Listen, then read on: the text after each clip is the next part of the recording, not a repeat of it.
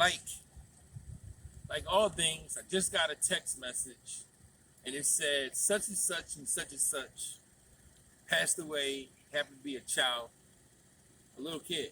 So what I had planned for Sunday motivation, inspiration, I can't talk about because once again I have to be faced with the reality that at an alarming rate we're killing each other. I know some people might think I'm the last person that should be capable or willing to talk about the violence and the crime and all this stuff, speaking as though I'm a person of interest as far as my past is concerned. But I think I'm the perfect person. Come with me, let's talk about it. Let's start the conversation. Hello, welcome back. Like I was saying outside, right? It's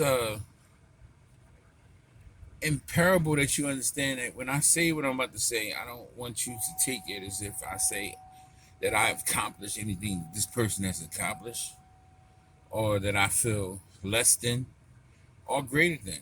It's just a simple analogy that I'm using. And I say that because like people are gonna say, oh my God, he compared himself to him. No, I did not. In one circumstance.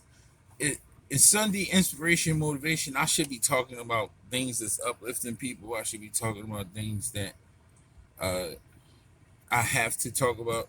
I should be talking about stuff that's important.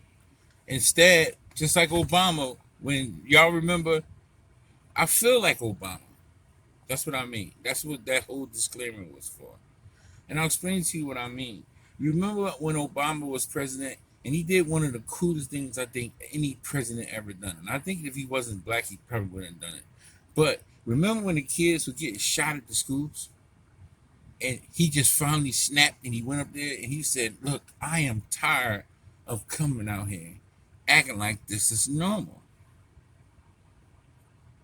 And I'm quite sure no one thought he was going to say something like that because that's not like presidential for you. He was go out there and calm the people down. He was just like, listen, I'm tired of coming to y'all talking about a, a, another 10, 12, 8 children dying in schools due to gun violence. Now, that's what I mean. Of all the things, Sunday inspiration, motivation that I have to talk about, I am forced to talk about. I am forced to talk about what really is going on. A wise man, one of the one of the wisest men that ever walked the earth. Uh, when you ask the word, or when you say the word genius, or you say who's the smartest person that ever lived, and you Google it, there's really no definitive answer for that. But one of those people that will come up said that if you take a person, you could remove love, you could remove comfort, you can remove substance. But if you remove hope from that person, then he will revert back to his animalistic ways. I'll say it again. He said you can take comfort from a person, you can take happiness from a person, you can take monetary gains from a person. But when you take hope away from someone, they will ultimately revert back to their animalistic ways. One. What are we seeing? We seeing kids that have no hope. Therefore, they're reverting back to, I don't have anything to live for. I don't have anything going for myself. So the only thing that I should be worried about is simply staying alive. So when you put a child in that situation or a kid in that situation, the animalistic reaction to confrontation is to kill. Say it again. When you put a hopeless individual with no guidance in a situation where the only thing he or she is constantly thinking about is survival, the end game, the conclusion, the all be see all. Every time a conflict occurs where they feel as though they're in danger, their reaction will always be kill. Number two, generational curses. What do I mean? They predict by the year 2035, black males from the age of 18 to 35 will not be prevalent, meaning they will possibly be on the extinct list. Now, I want you to understand what I just said. I said, for the first time in history, a group of individuals in one race with one class will be on a list with animals, fish, and lives, all kinds of stuff. For the first time in history, 18 to 35. Black males. They didn't say anything about Hispanics. They didn't say nothing about Puerto Rican.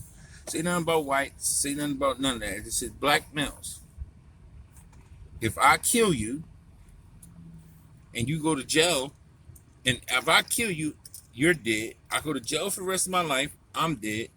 Any generational wealth, any generational connection, any of our children, if my child was supposed to cure the cancer, the cure, if my child was supposed to come up with the cure for cancer, he's not going to have a chance to come to fruition, because the last time I checked, very few instances where someone gets pregnant in jail.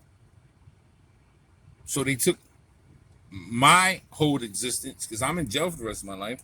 I can't reproduce. I can't help my family. I can't do anything. Then I just took this young man's life. Now the rehabilitation comes in.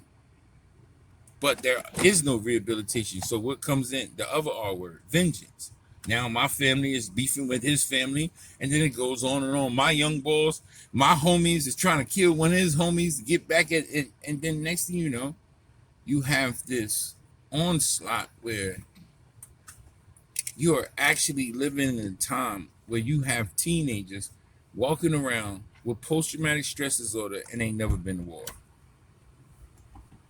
Like, I was in a great mood, and then when I realized what I had to do, when I realized what I had to talk about, when I realized everything that was going on, I came up with the conclusion, like, I'm not even in a good mood anymore, like, to do this. Like, I'm tired of talking.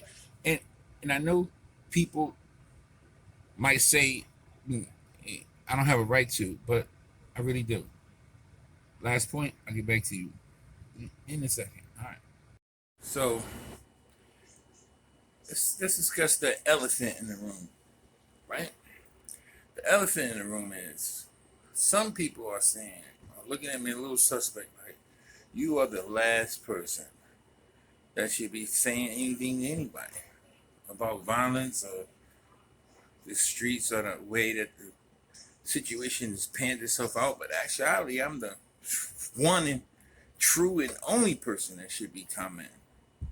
And I commend and I challenge everybody who has participated in this life of ours that may be doing better for themselves now, in a better place, in a better space, with better morals, better fortitude, better integrity. I challenge y'all to step up to the plate and don't criticize what I'm doing, but join it.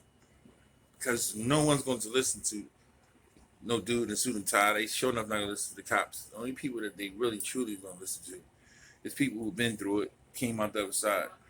So let's start the conversation, at least, that it's starting to get carried away, even for my standards. Once again, it's your boy Decopbo. Hope everybody blessed. Have a good Sunday. Sunday inspiration, motivation. Decopbo Show, Decopbo 1. Yeah, I guess we're here now.